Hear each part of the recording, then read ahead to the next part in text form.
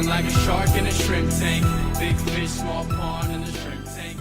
Welcome back to another episode of the Shrimp Tank. We come to you virtually from Seattle and the entire beautiful and now sunny, as I look outside, Pacific Northwest. If you want to learn how to start, grow, or run a successful business, this is the podcast for you.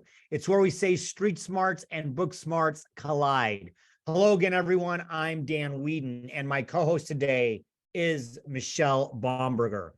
Our guest is Rodrigo Frias from Classic Nursery and Landscaping Company.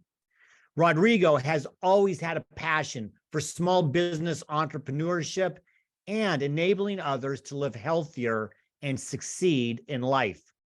After a 12-year-long corporate career in finance, marketing, and strategy at global firms such as Microsoft, we've heard of Microsoft, they're just down the road, Rodrigo decided to leverage his experience and transition back to his roots as a small business entrepreneur. And we're going to really talk about roots today. As the general manager of Classic Nursery and Landscape Company, Rodrigo oversees strategic decisions, implementation of new initiatives, and safeguards Classic's culture. Now, when he's not working, Rodrigo enjoys spending time with his family, traveling, and playing outdoor sports. We may need to find out which of those sports he likes the most. Rodrigo, welcome. We'll be with you in just a minute. Everyone, you can find us wherever you get your podcasts. We're on iHeartRadio, Apple Podcasts, Google Podcasts, Spotify, SoundCloud, Stitcher, Overcast, for those of you who are like Craig Swanson and use that, and YouTube. We are ubiquitous. We come to you from about a dozen cities and growing, including the mothership in Atlanta, Boca Raton, Boston, a whole lot of other great places. Now, before we start digging into the weeds with Rodrigo, Michelle, you like how I did that? Digging into the weeds, getting dirty with Rodrigo. Hello, Michelle. Hey, Dan. Time to get dirty in the yard with this this beautiful weather. I can't wait to plant the garden.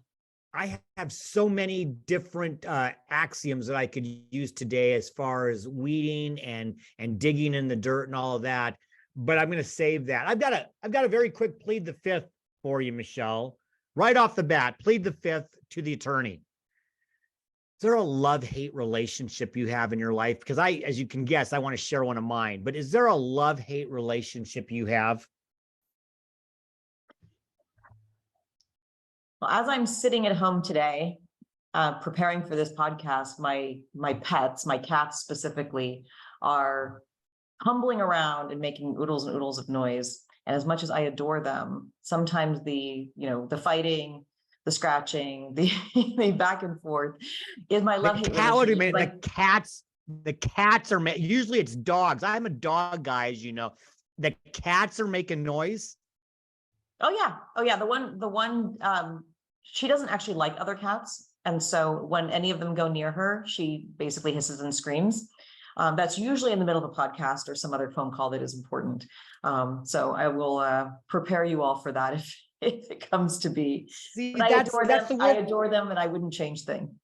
See, that's the world we live in today. We can have cats hissing and dogs barking in the background. So listen, I teed that up because I want to talk about my love-hate relationship. I have wonderful neighbors. I actually think the best neighbors, love our neighborhood, but there's one that I also hate a little bit because they have the most beautiful yard on the street. And Barb and I have zero interest in gardening. We have zero interest in maintenance work. We have zero interest in doing any of that. However, we do love the looks of it. Now, Rob and Karen have gone to extremes. They are like professionals now. I think it helps that they're retired, but they put the rest of us to shame. So that's my love-hate relationship. And in a sense, I guess it ties in perfectly with our guest, Rodrigo Frias. Rodrigo, I'm gonna say that your clients probably have a love relationship with you. But before you tell us a little bit about your great business, okay, I'm gonna start plead the fifth with you. Do you have a love-hate relationship in your life? And welcome to the show. Thanks a lot, Dan, Michelle, for having me. Pretty excited to be part of the podcast. Yeah, I would say really my kids, I love them to death, but sometimes they just they just push the wrong button. And it tends to be more at night. I'm a very high energy in the mornings, and then kind of my energy kind of goes down throughout the day. But yeah, the last hours of the day, those tends to be really tough for us. But I love them a lot, and actually I'm going to a baseball game later. Just want to kind of watch one of my kids play, so I'm pretty excited about that. Well, tell us about your business. I mean, for those who are able to watch it on YouTube, you can see the beautiful. It's got to be one of your clients behind you, and if not, check it out on the website. But tell us a little bit about your business. Yeah, so our business was started in Woodinville in 1985. So the business is almost as old as I am. And the business started as a nursery, retail nursery, and over time kind of evolved into a more of a full service landscape company. I bought the business 2 years ago, and that's kind of was my first, not my first, but my first big step into entrepreneurship here in the US.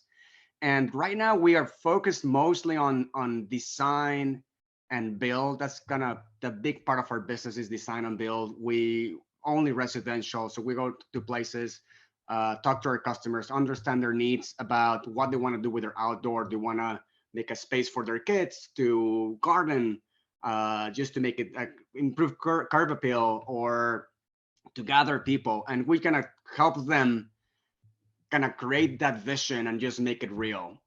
We're unique because we have a nursery where we have all the knowledge on the horticulture that is pretty thriving here in the Pacific Northwest. There's a lot of horticultural knowledge that you need to have a good landscape. But we also have designers on staff, and we also build it. So we're totally integrated from the plans to the design to the actual construction and maintenance after that. So we're full. I would consider ourselves a full service landscape company. Well, that's amazing. I know that I've spoken to a few folks on your team, and they're super knowledgeable. And I think that knowledge is something that is unique to your business. I'm curious, you mentioned you bought it a couple of years ago. What was most surprising? The most surprising is how hard it is to run it. At the beginning, I have a finance background and a corporate background where a lot of the functions it's just kind of a second thought. You're gonna think of legal, accounting, all of those are just taken care of when you are at Microsoft doing strategy or at Bank of America. But just going in and having to deal with all the regulation and all the legal landmines that are around, that was a little bit of a surprise to me, and how time consuming it is, to how much time you invest in running a business that is not about taking care of the customers, but dealing with all the paperwork and regulation. That was a big surprise to me. So I'm, you bought the business, one that was already going. And so I'm assuming you had clients that came with that automatically, which is a nice thing. I know there's a lot of business started from scratch, don't have that. But I think there's got to also be maybe a little bit of a challenge because you got to want to continue to grow. And no pun intended, you want to continue to grow the business as well. How do you balance that? Okay, I've got a lot of clients and I've got a certain capacity. How do you balance the current clients you have with the ones that you want to get in the future? Yeah, so our business is unique because our maintenance division is relatively small. So we don't have a lot of recurring revenue. We do have repeat customers that go and do a phase 2 or phase 3 of their remodeling, of their outdoor remodeling. Some of them phase that out. But we're just dealing with new customers. Since we're like design build, we are dealing with new customers all the time. Really our business bottleneck, that was my first analysis I did in my business. The business bottleneck for us when I bought it was just coming out of COVID lockdown. Demand was so strong that customers were not even an issue. Like the issue was just finding the labor to actually install the jobs. And that was our main bottleneck. And I remember the first time I joined, the previous owner still works for us as part of our team. Like, hey, Alan, I want to just go and buy 3 new trucks so we can roll 3 new crews. And he was like, sure, when you find the people, let's go and find the trucks, right? And it took me 6 months to find the people to kind of roll out 2 new crews. That was the real challenge for growth. And just maintaining a good reputation, frankly, in our business, since every day we're going after new customers, our reputation on online and reviews is just critical. If we lose that, that would really damage our business. So that's kind of how we manage it. We manage our reputation and just having a strong process that just takes care of our customers. I think something really interesting about, buying a business is, the opportunity, right? So the reason most people, step into buying a business is because they see this space to grow. What have you changed since you bought the business, and what do you see the future being? Yeah, I mean, the change right now has been mostly about changing the processes so that the company can scale. In the past, it was run mostly as I would say the vast majority of small businesses. A lot that the owner becomes kind of the bottleneck for growth and for processes and for things to moving on. We have over time built process and systems that allow us to really delegate, and by delegation, me as an owner, I become less and less of a bottleneck. But that took us a lot of time because it's not just about the processes, it's about also changing the culture so people and employees can actually make decisions on their own. That wasn't the case before, where every decision had to be made by the owners. So I think the culture change and the processes has been one of the biggest changes we have done. And frankly, going forward, we are looking to expand geographically. The nice thing about what I like about this business buying it in is we don't compete globally. We don't compete against China or Vietnam or any other low-cost countries because you cannot import and export holes. I mean, you have to make the holes and you have to plant it here, right? There's no other way. So that's kind of what I like about the business. But the downside is that it's also very geographically constrained. I mean, if I drive 30, 40 minutes from my nursery, I start to lose my own pricing. So going forward really has to be about just expanding in multiple locations within the Seattle area. That's kind of our plan. Yeah, I wanted to just dig in a little bit because a lot of companies are struggling with the talent question. And that's something that you mentioned is, how hard it is to find the people, before you buy the trucks, find the people to do the work. Have you found any strategies that are maybe new or unique that you found to work? Yes, for us, we have, I would consider solved all at least the field employee, with my being Hispanic and talking the language and the culture. We have been able to tap into the Hispanic community way more efficient than our peers, just by the fact that I understand the culture. I mean, things so simple as we have a dedicated employee service line that is in Spanish. Like all employees, they don't have to. We had a lot of issues about, hey, my payroll and how many vacations I have accrued. There's all these usual questions that our Hispanic employees were just totally disconnected from, and they just didn't feel heard in the past. We're investing a lot in just making them include them into our processes and our team by having this interpreter 24 hours for them to call. So that's one of those, and really just going after them. Like, you cannot sit and wait for applicants anymore. We are going out to grocery markets, Mexican markets, and other places, and just knock on the doors and just ask if you know anyone, right? It's just very old school, but I think some of the communities where there's more labor potential, they're not really connected to the technology that we're more used to, and especially in this area where there's a lot of tech savviness. A lot of us work at Microsoft, Amazon, or any of the big technology companies. We kind of forget that it's about talking and finding the people. It's not about knowing the technology. The technology is a tool, but it's not the solution, right? Well, Rodrigo, old school still works. There's still a lot of places that old school works. We got to be a little bit of old school too. We got to pay the bills. And so we're going to take a short break to hear from today's spotlight sponsor. And when we come back with our guest, Rodrigo Frias, for a hot or not section of the show, we're going to see what Rodrigo thinks about edibles. Don't walk away. We'll be right back with more of the Shrimp Tank.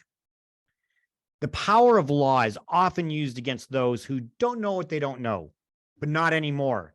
Equinox levels the field for entrepreneurs. Just as your business may now tap into a managed service provider for accounting, HR, or IT help, you can now tap into the power of law with Equinox. Equinox's strategic legal counsel service gives your business the same strategic law advantages as the megacorps.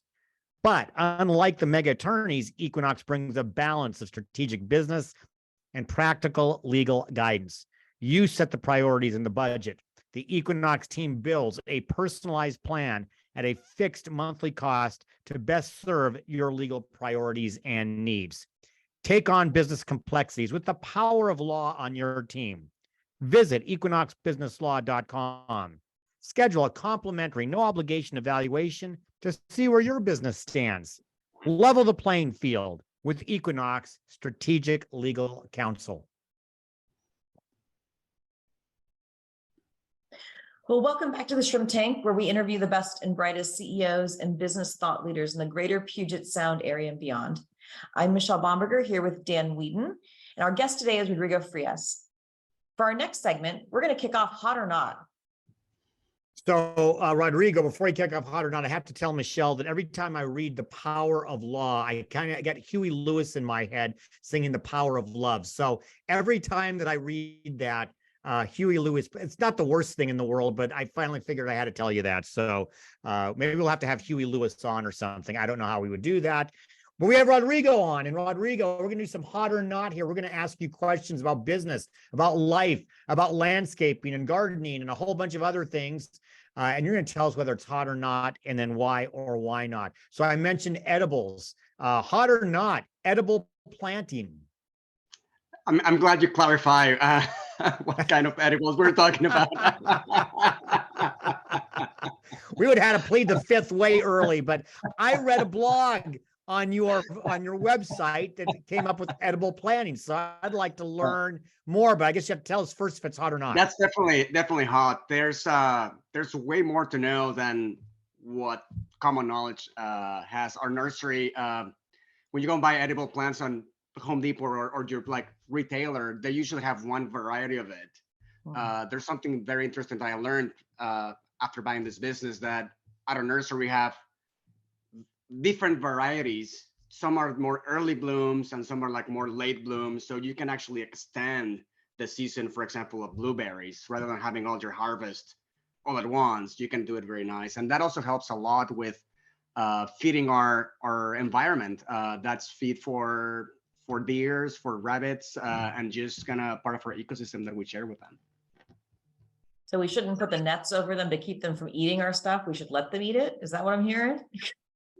Yes, I mean, some of our customers that are more environmentally inclined, that is one of the reasons they do it, because they want to give back to our ecosystem that we share with all of the animals that we live in, especially in the Pacific Northwest. I want the little part that's theirs, and then the rest of it that they don't touch. Yes. And I'm not really sure. Yeah, you can do some of that. You can net or something. There's strategies for Michelle, that. put up a sign for them to read that says, you can have this part. This one's mine. Keep away. We'll see how that works. That's right. Yeah, that's another one of those love-hate relationships, because my husband always wants to like keep the rabbits and the deers and everything from them, but they're so sweet. Let them come and eat. And then you go out and the tomatoes all have these like giant bites out of them. Yeah, ruin your harvest.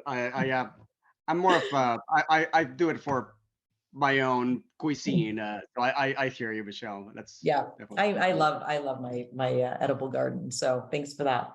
Hot or not, hot tubs in backyards. It depends on the kind of customer, right? They're definitely, I would say it's hot. It's a hot tub, so it makes sense to be right to be hot. Nice. but but it's just a very nice way to enjoy and relax in the outdoors. They're very popular here in the city as Mhm. well. So, Rodrigo, is it hot or not to really truly understand the difference between landscape care and landscape maintenance? They sound the same to me.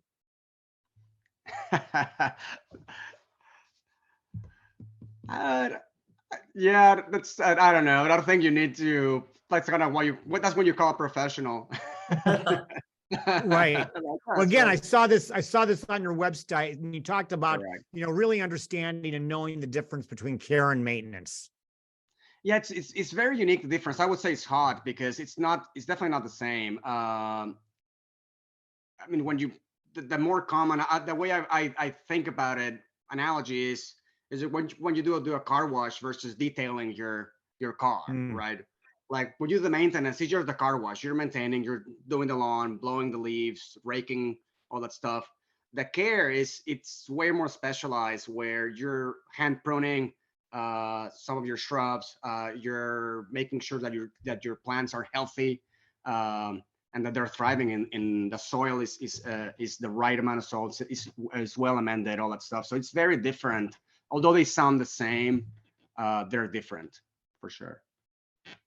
I'm gonna do a follow-up question on that, deviate a little bit from our hot or not, but there's that distinction is interesting as a homeowner when you think, okay, well, what should I be doing myself and what should I be outsourcing? And again, I know that you guys are more on the construction side of Yeah. it, but sort of there's this, like, we build it and it's got to kind of fit the neighborhood, meaning the environment, maybe the neighborhood too, but the, as Dan mentions, got to fit into the Joneses next door, Yeah.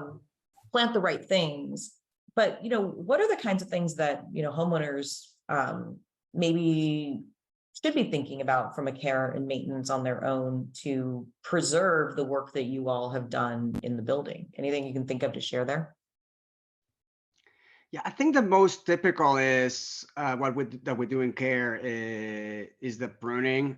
Pruning, it's a lot harder than it sounds. It's not just taking your shears and just kind of cutting any little stem that you see.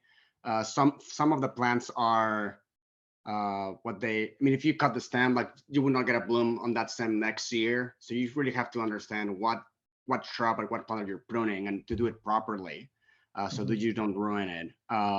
You may have like a green shrub that was supposed to flower next year, and you may not have any blooms next year because you didn't do the right pruning. And it also helps so I think that's usually the most skilled part of that. And obviously just understanding what type of fertilizers to use that are not uh, I mean, they're natural based, that they're not doing any harm to our environment or to even your own family. If you're like spraying some of this carcinogenic things on your lawn and then you're playing there with the kids, like, that's usually not something you want to be doing. Well, that's a great point. I want to maybe follow up on that a little bit, because we talk about that from an environmental standpoint, but also just from a health standpoint. I mean, not only kids, but dogs and cats and other parts of your family. What is the best way? Because I know, even just for me, it seems overwhelming. What is the best way? I guess maybe the answer is to hire somebody like you. But what's the best way to make sure that you're doing the right thing for your lawn, for your garden, but also for your family and your furry pets and those deer that are going to come munch on them? What's the best, some guideline on that? Yeah, it really depends. I get that question a lot. It really depends on the customer, right? I mean, some customers just want a lawn, and you have to meet them there on, hey, we're gonna do a lawn. And what we do is, with some of these customers, lawns are not very ecologically friendly. They require a lot of fertilizer. They require a lot of water. They require a lot of maintenance. They're not the most ecologically sound part of your landscape, but some customers still want it. So we do two things with those kind of customers. We try to convince them to make the lawn area just what they need and make it a little bit smaller. and then just maintain it with ecological practices. There's several products that we use that are ecologically sound, that they're not what you buy on your on your regular store. So that's good.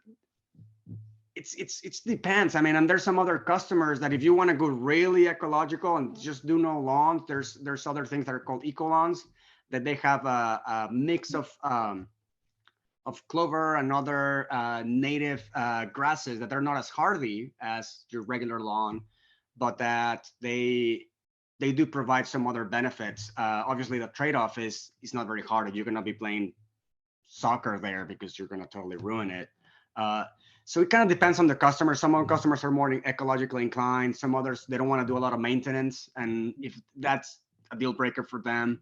So there's no one size fits all. You really have to understand the customer needs and their inclination to actually do the work. Obviously, the most ecologically sound kind of practices, they do require a slightly higher level of maintenance that some customers are just not willing to do themselves, or they have to hire a company like us to do it. I think it's funny that you mentioned the clover lawn, because in our old house, and the first time we put seed down we did a mix of clover and I don't know, Kentucky bluegrass or whatever it was. And our neighbors were like, "You're planting clover?" Like, well, I know. Yeah, some people just call it like a wheat lawn, despectively. It kind of is, but that's really how it's meant to be, right? If you leave a lawn just wild, it will eventually become an eco lawn, right? If you don't do any maintenance. But yeah, it's interesting. It's perception. I'm gonna take you out of the hot seat of all things landscape and gardening, because you're the finance guy. You're not the you've learned a lot, I bet, in 2 years. But based on something you mentioned earlier, hot or not, core values and culture training. Hot, for sure. That is way more important than I initially thought, especially in a small business. Is critical. Really, if you don't have a strong culture, it's going to be really hard to scale, really, in my opinion. So I want to keep it on the entrepreneurial side, because in reading, your bio and understanding a little bit more about what you do, it sounds like, or let me ask you this: share with us your journey of saying, okay, I'm going to leave Microsoft. I think that was the last corporation you worked for before this. Yes. So I'm going to leave Microsoft, this corporate job. That's all I've known, and I want to be an entrepreneur. Darn it! And it's not like you said, hey, I grew up planting stuff and working in lawn. It sounds like you did kind of a deep dive or a deep dig into the type of business you wanted to, and did it really from a 35,000 foot level, instead of finding a passion necessarily. Your passion was entrepreneurialism and finding a business that matched. Correct. I might be right. I might be a little bit off, but I think that's pretty accurate.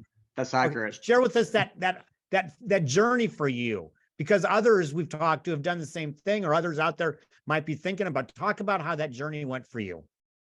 Yeah, for me, it was I mean, I grew up my parents still run their own a small business, and I grew up in a household supported by a small business owners. So that was kind of in my nature. So I was looking for something that was at least perceived to be similar. My parents do kitchen cabinet remodels, and in my mind was very similar. Hey, you go and prospect a customer, you make a design, you bid it, you install it, and then you maintain it, right? It's like, oh, landscaping should be very similar. I obviously consider many other options. That typical you hear is recurrent revenue when everyone's looking to buy a business, and there's a lot of value on that, but it's hard to find in the smaller kind of businesses. Usually need to be at least that's what I found. Larger businesses can have those business models, but smaller ones, just going to be hard to find that recurring revenue. And the other criteria for me was it had to be financeable. At some point, we're considering an accounting firm, but accounting firms, they have no assets, so no bank will ever finance just a bunch of computers and an office, right? So when you put all those three together, real landscape and hit the mark. It was very similar. At least that's my perception was. It was similar to what I felt comfortable learning it. It had assets. There's a lot of trucks. There's a property attached to buying this business, and yeah, it's just what's easy to understand. And there's a lot of opportunities. These more traditional businesses, when you're coming from a corporate background or even in tech, oh my God, you get there and there's so much things to improve that you don't even know where to start, right? So it's so exciting for me. And just being outdoors and just having this feel good about it, obviously was also a part of it. Just beautifying our city and our communities. That's something that was just exciting for me. And working outdoor, I was working, as you know, Michelle, like being in the Pacific Northwest, like in the winter, you go into the office and it's at night, and you leave and it's at night. So that for me was a little bit of a problem. So I was looking for a job that had an exterior component, an outdoor component to it as well. So I kind of like this full circle that you alluded to. You know, you grew up in an entrepreneurial household, and now your family is living in an entrepreneurial household. Has that transition been different? In what ways has that changed sort of your family dynamics? Yeah, it does change the dynamics. And I mean, when you're at a large corporation, there's a lot more, there's a sense of more safety and continuity. There's less curveballs, just because that's how large businesses are designed to be, to have a little more stability. When you're leading the business as small as mine, it's just like whenever the problem arises, you have to address it right there and then. There's no I'll do it next week or by the end of the quarter. You just have to do it like now. So that dynamic does change a little bit for me and our family. So just that there's a sense of urgency is a little bit different when you're the owner. Thanks. Well, we have a little sense of urgency here. We got to take the second break. So we're going to do that. We're going to take that break to hear from our corporate sponsors. And when we come back with our guest, Rodrigo Frias, for the Plead the Fifth section of the show, we're going to talk a little bit about maybe the craziest, wildest landscaping project he's worked on since he purchased the business. Don't walk away. We'll be right back with more of the Shrimp Tank. And Plead the Fifth is brought to you by our corporate sponsors, Ideal Life 360, Cornerstone Financial, First Underwriters Insurance, BC Fitness Studio, and Upstart Group.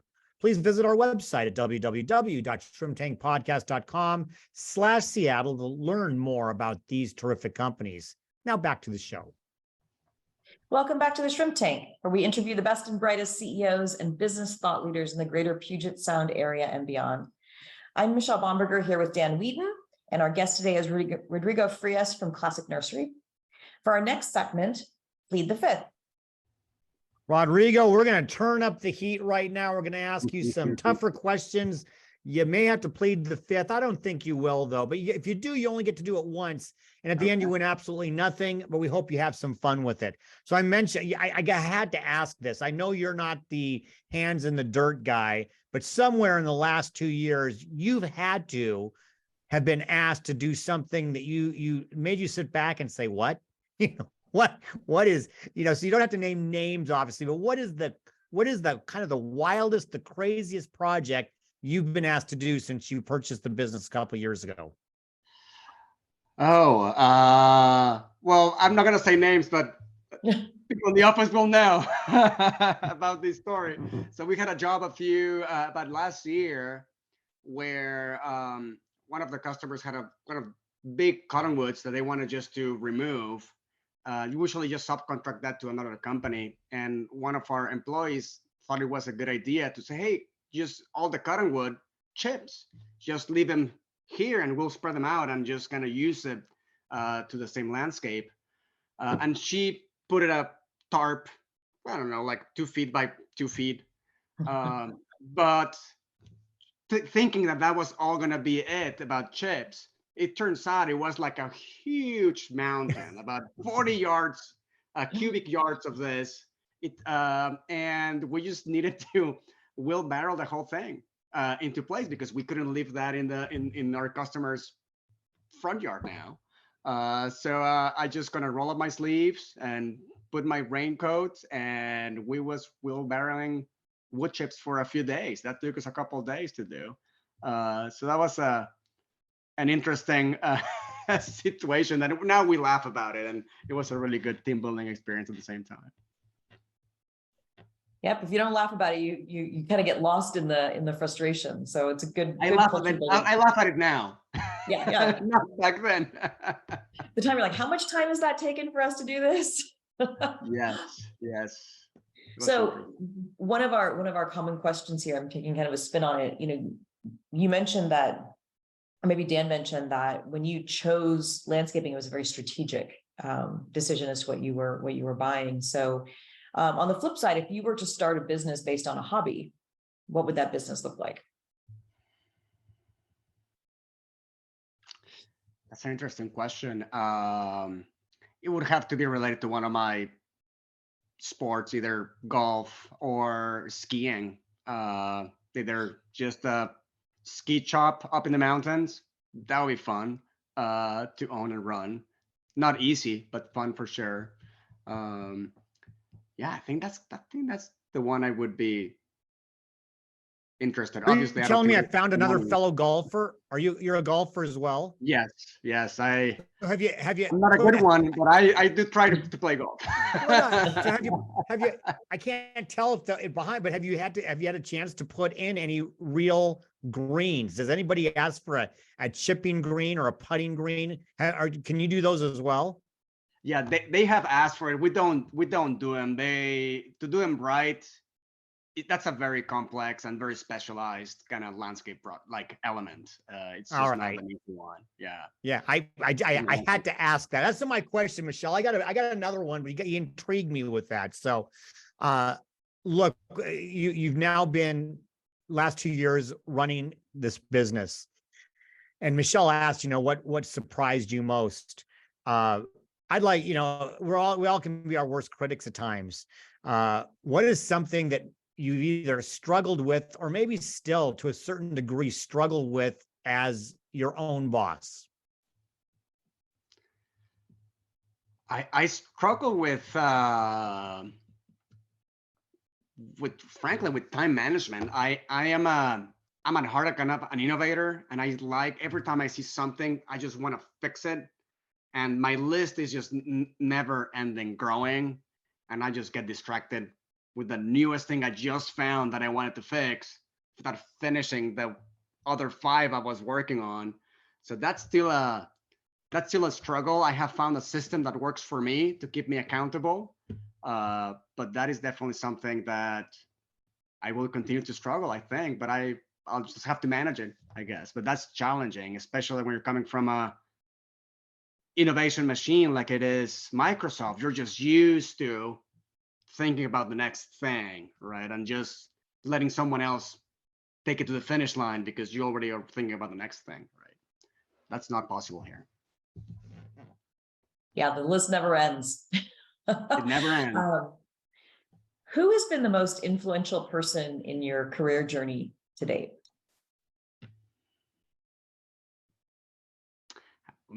This is kind of cliche, but I would have to say my wife for sure. I mean, as maybe both of you have experience, like when you're an entrepreneur, everyone thinks you're crazy. Like, why would you leave Microsoft? You're doing well there. Why are you? Even today, when I tell people like, hey, I left Microsoft, like, yeah, where do you go? A landscape company. Oh, okay. They always get these like, oh, like that's gonna odd. But my wife has definitely always believed in me. No matter how crazy my idea is and my venture is, she's always backing me up and helping me. So I would have to say that's Fernanda, for sure. I think that is the perfect wrap up for this show. Rodrigo, thank you so much for being a guest here on the Shrimp Tank. For our listeners who want to get in touch with you or learn more about your company, how can they get more information? Yeah, if they want to if they want to work with us, they can definitely go to our website, classicnursery.com, or send us an email at info@classicnursery.com. If they want to get a hold with me for something non-business related, more mentoring or coaching, or just pick my brain, they can always reach out to me through LinkedIn, and we can take the conversation from there. Thank you again so much. For all of our listeners, please make sure you check out all the replays at shrimptankpodcast.com/Seattle and wherever you get your podcasts, Apple, Google, Stitcher, SoundCloud. Please follow us on our show's social media pages on YouTube, Facebook, and Instagram as well. First of all, Rodrigo, thank you for being a guest. I will tell you, we entrepreneurs are crazy. We absolutely are. However, I think we have more fun. I'm convinced of that. We have more fun, and we had a fun time with you today. Thank you for joining us, Michelle. I think you're coming back next week, aren't you? I think that's right. I think we did some moving around, and I had to pay Craig Swanson big money. Big money I had to pay him. He shifted dates with you to make some scheduling work. And so I'm excited to say that Michelle will be joining me next week. Our guest will be John Cormanick, who is also an attorney. I think Michelle knows John from our Provisors meetings as well. So we'll have John on the show next Wednesday, noon Pacific, right here. In the meantime, be safe, be well, be prosperous, and keep that yard looking beautiful. Because until next week, the shrimp is back in the tank. So long. I've been feeling like a shark in a shrimp tank. Big fish, small pond.